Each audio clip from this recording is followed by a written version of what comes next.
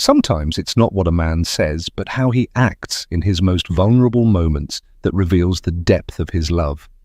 According to Carl Jung, one of the most influential psychologists of the 20th century, true love isn't just spoken, it's revealed unconsciously through intimacy, in the way he holds you close, the way his eyes linger on yours, or how his breath aligns with yours in silence.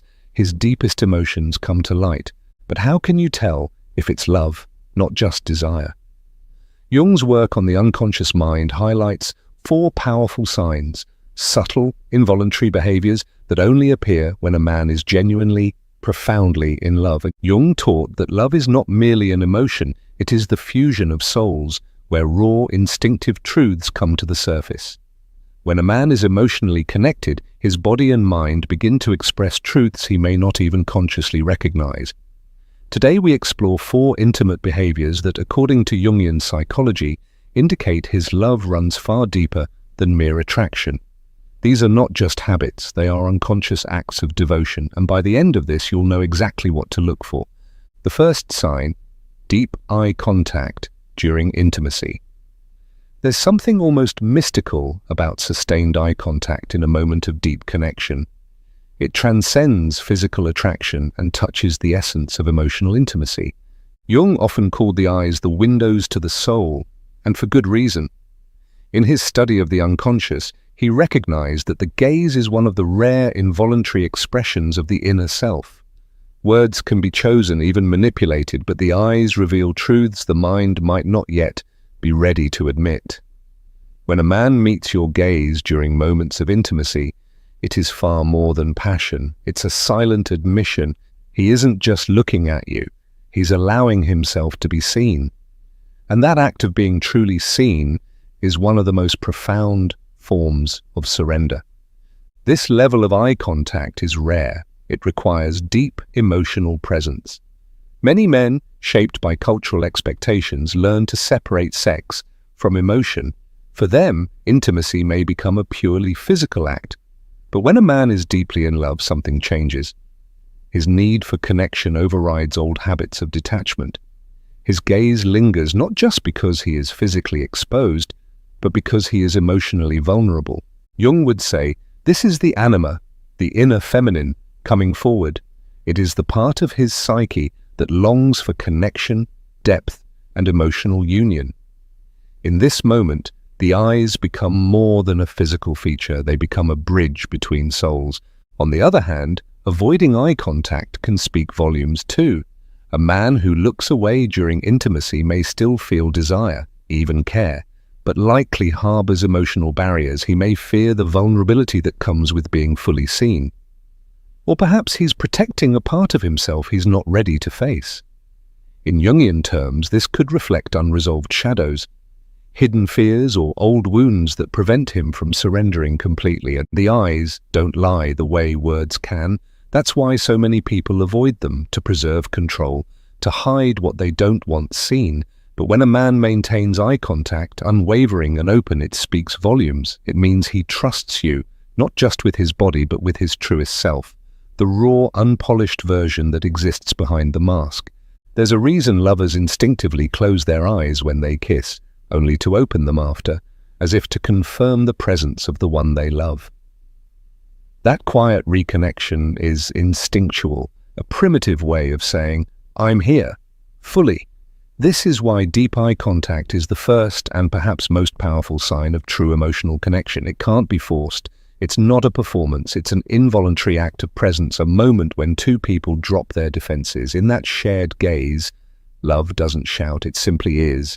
No masks, no pretenses, just two souls meeting in truth.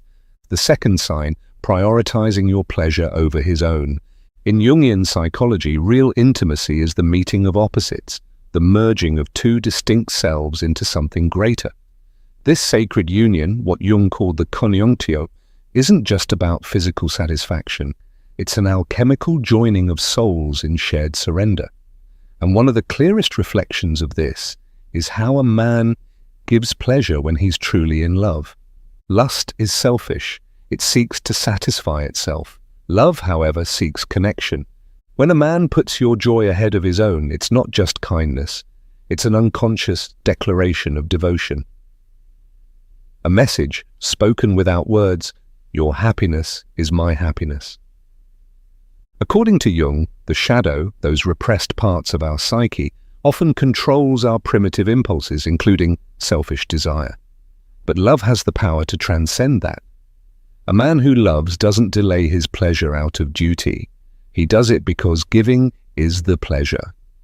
That's the union of masculine and feminine energies at work, drive meeting receptivity and transforming sex into something sacred. You'll see it in how he pays attention to your responses, remembers what brings you joy, and feels genuine fulfillment in your satisfaction. His care isn't calculated, it's instinctual, as if your body were a part of his own. In contrast, desire that's purely physical it consumes without consideration. But love nourishes. A man chasing lust may focus only on himself. A man in love is undone by you. Jung would say this transformation is the anima, the inner feminine, guiding him toward empathy, tenderness, and a longing to truly merge. That's why the smallest gestures, the way he holds you afterward, the sincerity behind "was that good for you," reveal far more than any dramatic declaration ever could. And this selflessness isn't confined to the bedroom. Jung viewed relationships as mirrors, reflecting what we must face and heal within ourselves. A man who gives freely in intimacy is often one who has already wrestled with his own insecurities, his need for control, and come out on the other side willing to give, not take. That vulnerability is the essence of real love, not perfection, but presence. When he puts your pleasure first, he's saying with his body what words rarely express: "You are sacred to me." This is the fingerprint of real love. It can't be imitated. It's effortless, genuine, a sign that his devotion reaches beyond the surface, into the soul. And that, Jung believed, is where true transformation begins. The third sign, post-intimacy affection and emotional openness. The moments after intimacy often reveal more about a man's feelings than the act itself. Carl Jung understood that physical closeness has the power to dissolve defenses, temporarily quieting the ego and allowing the unconscious to surface. When a man is deeply in love, sex becomes more than a climax. It becomes a doorway to emotional nakedness. This is why post-sex behavior is so telling. The way he holds you, the words he shares, the vulnerability he displays when the passion subsides. These are not conscious choices, but unconscious revelations of how he truly sees you. Jung's concept of the shadow, the hidden, often repressed parts of our psyche, explains why many men struggle with vulnerability. Society conditions men to associate strength with emotional restraint, teaching them to retreat after physical intimacy, as if affection somehow diminishes their masculinity. But when a man loves deeply, this conditioning fails him. His shadow, the wounded, sensitive self he typically keeps guarded, emerges without his permission. He might pull you closer instead of turning away, share childhood memories, or simply rest his forehead against yours in silent communion. These are not calculated moves. They are the psyche's rebellion against pretense, proof that he associates you with safety rather than just pleasure. This post-sex vulnerability serves an important psychological function. Jung believed that true intimacy requires integration, the merging of our light and dark aspects with another person. When a man remains emotionally present after sex, he's demonstrating that he trusts you with his whole self, not just his desire. The way he strokes your hair absent-mindedly or shares a private thought reveals that his defenses have momentarily collapsed. There is no performance here, no seduction, just the raw, unfiltered truth of his attachment to you. Contrast this with encounters where a man withdraws immediately after climax. While not always indicative of emotional absence, this separation often suggests that his connection to you remains primarily physical. The ego quickly rebuilds its walls, reasserting control where moments before there was surrender. But when a man lingers, when he treats the afterglow as something precious rather than an inconvenience, He's showing you what Jung called the transcendent function in action, the ability of love to dissolve the boundaries between two people. Ultimately, post-sex affection is love's most honest language. It's in these quiet moments when the body is sated and the mind unguarded that the heart speaks loudest. A man who opens up to you here isn't just sharing his bed, he's sharing his inner world. And that, according to Jung, is the chest sign that what he feels is far deeper than desire. It's the recognition of souls. Number 4, synchronized movements and unconscious mirroring. In the silent language of lovers, the most profound truths are spoken not through words, but through the unconscious choreography of bodies moving in perfect harmony. Carl Jung's concept of the collective unconscious, that deep reservoir of primal memory shared by all humanity, helps explain why two people deeply in love often fall into spontaneous synchronization. When his breathing slows to match yours. When your limbs entangle without thought or effort. When a simple touch seems to communicate more than paragraphs ever could. These are not coincidences, but biological poetry. They are evidence that your connection has moved beyond conscious intention into the realm of instinct, where the ancient wisdom of the body overrides the calculated movements of the mind. Jung believed this phenomenon stemmed from what he called participation mystique, a primordial state of emotional oneness where boundaries between individuals temporarily dissolve. In ordinary life, we maintain careful control over our physicality, but love has a way of dismantling these barriers. When a man is emotionally surrendered, his nervous system begins to resonate with yours in what science now calls limbic synchrony. His heartbeat may subtly adjust to yours. His gestures might mirror yours like echoes across some invisible bridge between souls. This isn't imitation, it's communion, the body's way of declaring what the conscious mind might still be too guarded to admit. We are no longer separate. The significance of this synchronization becomes especially apparent during moments of deep stillness. Notice how when lying together in quiet intimacy, you might both shift positions simultaneously or sigh in the same rhythm. These micro moments reveal that your connection operates on a level far deeper than social interaction. It's a biological dance encoded in our very DNA. Jung would argue this represents the archetype of the divine couple manifesting in real time, that ancient symbol of wholeness found in myths across cultures. Your bodies are quite literally remembering what your minds may have forgotten. That love at its highest form is a return to unity. Contrast this with the stiff, self-conscious movements of casual encounters, where each participant remains acutely aware of their separateness. Without emotional investment, the body stays guarded, movements remain calculated, and true synchronization rarely occurs. But when love is present, the need for this vigilance melts away. His hand finds the small of your back exactly when you need support. Your head nestles into the curve of his shoulder, as if the space was made just for you. This effortless alignment is the physical manifestation of what Jung called enantiodroia, the tendency of opposites to move toward their counterpart, creating balance. What makes these unconscious movements so profoundly intimate is their complete authenticity.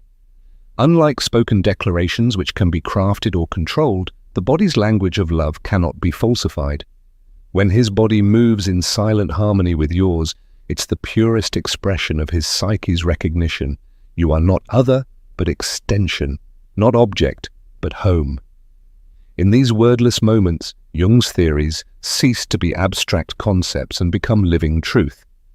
That in the alchemy of true connection, two separate beings can momentarily touch the divine unity from which we all came. This is why synchronized movement remains love's most ancient and sacred dance, choreographed not by conscious will, but by the timeless wisdom of the unconscious mind. Carl Jung, the pioneering Swiss psychiatrist, saw love as far more than a fleeting emotion or social construct. It was a profound, psychological event, a collision of the conscious and unconscious mind. At the heart of his theory lies the concept of the anima and animus, the hidden feminine and masculine aspects within each of us. According to Jung, every man carries an inner feminine image, thema, shaped by his experiences, expectations, and even cultural influences.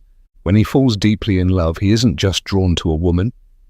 He's encountering a reflection of his own soul. This is why the right partner doesn't just feel exciting. She feels familiar, as if she's always been part of him. The stronger the emotional pull, the more Hisma aligns with her essence, creating an almost mystical sense of recognition. This is why some loves feel destined, as if they were written in the stars, because in a way they were written in his psyche long before they ever met. But this projection is only the beginning. True intimacy, in Jung's view, requires something far more vulnerable: the willingness to lower the masks we wear in daily life. Most men are conditioned to suppress their sensitivity, to armor themselves against judgment. Yet when a man is deeply in love, something shifts. The unconscious mind, the vast hidden part of us that stores instincts, fears, and desires, begins to override his defenses. He doesn't just want to be close. He needs it at a primal level. This is why you'll notice subtle but unmistakable shifts in his behavior when he's emotionally bonded. He might share childhood memories without prompting, or his body language might soften in ways he can't control. These aren't calculated choices, they're involuntary serenas to the depth of his connection. Jung also believed that the unconscious speaks most clearly in moments of intimacy, not just through words, but through symbols, sensations, and instinctive actions. Think of the way lovers synchronize their breathing, or how a man's touch becomes almost reverent when his emotions are fully engaged. These aren't just romantic gestures, they're expressions of the unconscious mind at work, subtly binding two people together. In Jungian psychology, love is a form of alchemy. It transforms the raw material of physical attraction into the gold of deep emotional and spiritual union. And when a man is truly in love, his unconscious reveals it in the most beautiful and involuntary ways. So how does this hidden psychology show itself in the bedroom? The answer lies in 4 powerful, deeply intimate behaviors. Acts so instinctual and revealing that they bypass the rational mind completely. These aren't techniques you can fake or learn from a book. They are the pure, unfiltered language of the heart. Let's revisit these 4 signs of unconscious devotion: deep eye contact, selfless giving, post-intimacy vulnerability, synchronized physical and emotional rhythm. Together they form a silent language, a language that speaks of commitment, emotional depth, and soulful connection. Carl Jung's teachings remind us that love isn't just an emotion. It's a truth that shows up in the most unguarded moments. It lives in the body, in the breath, in the gaze, when we're too raw to pretend. If your partner shows these behaviors, you're not just experiencing physical intimacy. You're sharing something much deeper, a psychological and spiritual bond that transcends the surface. Now it's your turn. Do you recognize these signs in your relationship? Have you witnessed other unconscious gestures that revealed true love? Share your thoughts and experiences in the comments below. We'd love to hear from you. If this exploration of love through Jung's lens resonated with you, be sure to like and subscribe for more content rooted in psychology and emotional wisdom. And if you're curious to go even deeper, let us know. Would you like our next video to uncover Jung's hidden red flags in relationships, the subtle warning signs that a connection may not be as healthy or fulfilling as it seems? Until then, remember, the body never lies about love. Listen to what's felt beneath the surface, and you'll always know the truth.